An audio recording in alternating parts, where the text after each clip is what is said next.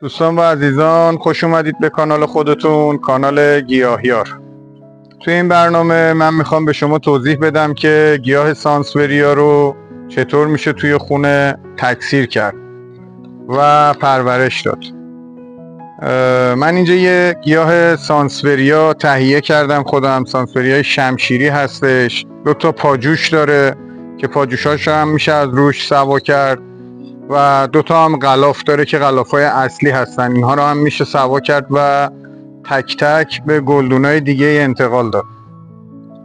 اولا که اینا رو به 3 تا روش میتونید تکثیر کنید. البته یه روشش مخصوص گلخونه دارا هستش که کشت بافت هستش.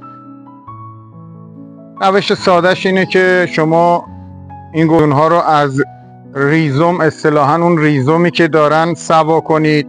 حالا من این گلدون رو در میارم و بهتون نشون میدم و اینکه میتونید برگ ها رو قلمه کنید و توی آب یا توی خاک نگه دارید.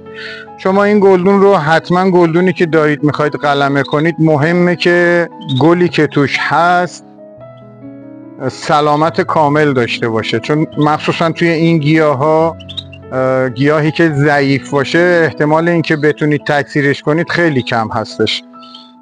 زانفولیا هم همین شکلی هست.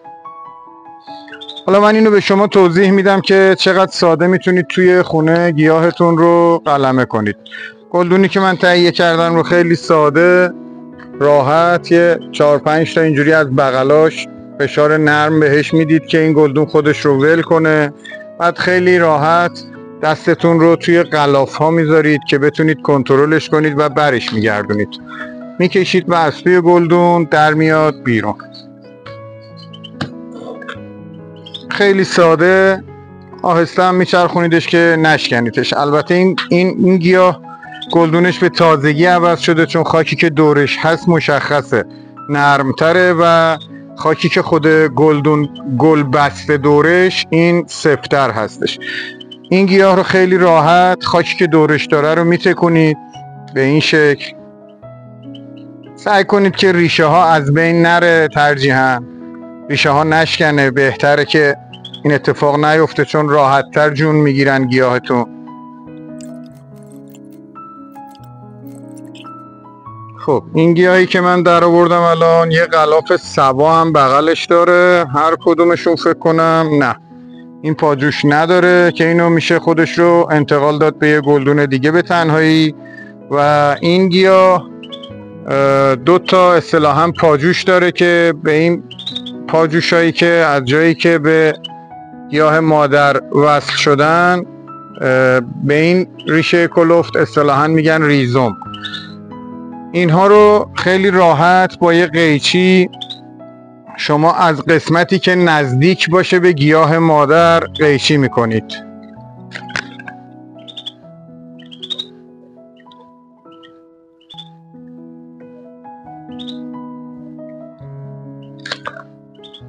و این رو هم خودش رو میتونید انتقال بدید به یه گلدون دیگه و یه گلدون ترکیبش.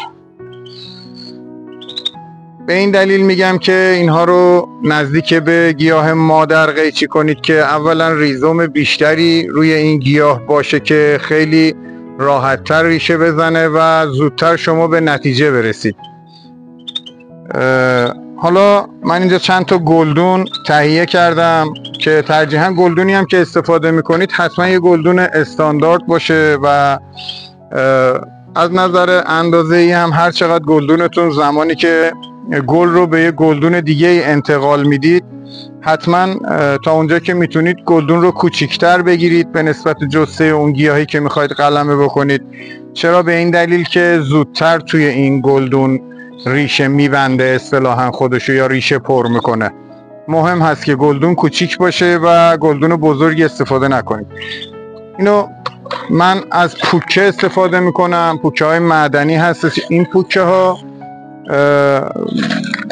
بدی که داره بعد از 1 سال فشرده میشه و خاکی که با آب شسته میشه توی این میاد کیپ میکنه ته گلدون رو. حتما باید سالی 1 بار گلدونتون رو، حالا اصلا اگر از این نوع زهکش هم استفاده نکنید، هر زهکشی هم بخواید استفاده بکنید، حتما سالی 1 بار گلدونتون رو در بیارید و زهکشیش رو چک بکنید. حالا ماسه هر چیزی، سنگریزه یا پوکه‌ای که تهش ریختن رو بشورید و دوباره بریزید توی گلدون و گلدون رو دوباره با خاک پر کنید. باعث میشه که گیاهتون هیچ موقع خراب نشه. من این رو به اندازه کافی انتقال میدم به همین گلدونی که من تهیه کردم. یه مقداری هم خاک تهش میریزم. خاکی هم که میخواید استفاده کنید حتما یه خاک سبک باشه. این خاکی که من دارم استفاده میکنم خاک خیلی خوبی هستش. پرلیت داره، کوکوپیت داره، پوست بادوم زمینی داره، برگ پوسیده داره، ماسه داره، خاک باغچه داره. خاک واقعا غنیه. برای قلمه کردن یا تکثیر گیاهاتون سعی کنید خاک سبک باشه، خیلی خاک سنگینی استفاده نکنید. یه مقدار خاک ته گلدونا میریزین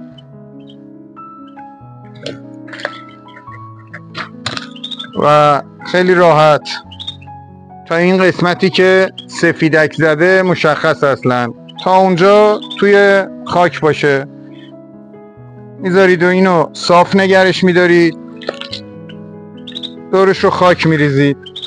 خیلی راحت.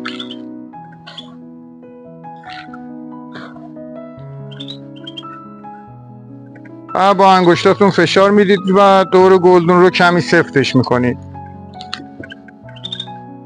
یه کمی هم خاک بیشتر بریزید چون آب که بدید نشست میکنه میره پایین، تازه اندازه میشه این خاکی که توی این گلدون شما پر کردید. به این شکل یه دونش آماده شد.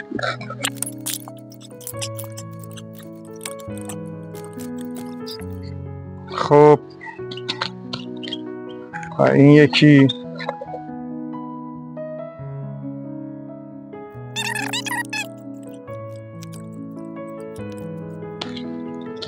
این شد نحوه تکثیرش توی خاک.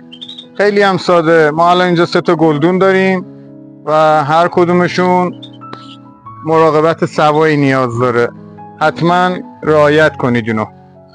حالا بهتون توضیح میدم که چطور میتونید از برگ این گیاه رو تکثیر کنید. بعد از اینم که انتقال گیاهاتون تموم شد حتما سیرابش کنید. جایی که اگر جا دارید که آب رو داره سیرابش کنید، بذارید بمونه قشنگ بکشه پایین خاک خودش رو، بعد بیاریدش داخل خونه. اگر نه هم که حتما کمی خیسش کنید، 3-4 روز اول نمدار باشه. خدمت شما عرض شود این غلاف رو من نگه داشتم تقریبا از برگ های قدیمی تر، اگر میتونید جوندارتر استفاده کنید. این برگ رو من با قیچی از پایین گیاه میزنم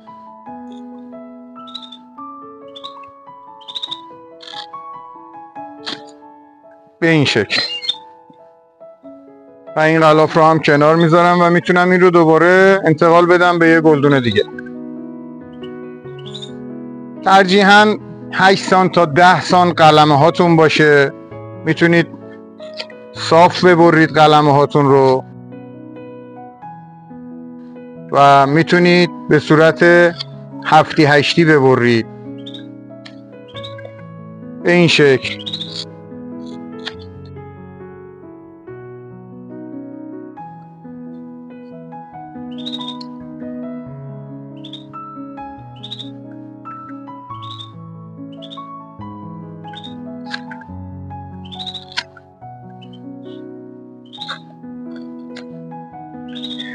بعد از اینکه اینها رو بریدید میذارید حتما 2 ساعت یه جا بمونه، به این دلیل که حتما خشک بشه و این اصطلاحاً زخمی که گیاه برداشته ببنده. بعد میتونید انتقالش بدید به گلدونی که خاکش تقریبا نمدار باشه و میتونید هم توی خود گلدون فشار بدید بره توی خاک و هم میتونید روی خاک بذارید که این گیاه ریشه بده و بعد دیگه میتونید اگر این روی خاک گذاشتید این گیاه ریشه داد انتقالش بدید توی گلدون. امیدوار هستم که از این ویدیو لذت برده باشید و توی برنامه‌های بعدی بتونم ویدیوهای بهتری برای شما درست کنم. ممنون میشم ازتون کانال من رو سابسکرایب کنید، به هم کمک میکنید واقعا که من بتونم برنامه‌های بهتری بسازم. تا برنامه بعدی، خدا نگهدار.